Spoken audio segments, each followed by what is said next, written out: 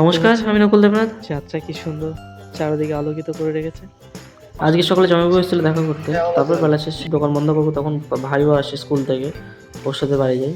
বাড়িতে এসে দেখি কাকাদের গাছ কাটা হচ্ছে, তাই এখানে কিছুক্ষণ সময় কাটিয়ে তারপরে কাকি আমার জন্য আবার চা করে নিয়ে আসে। এই যে আমার বড় কাকা, আর ও হচ্ছে আমার ছোটো কাকার ছেলে।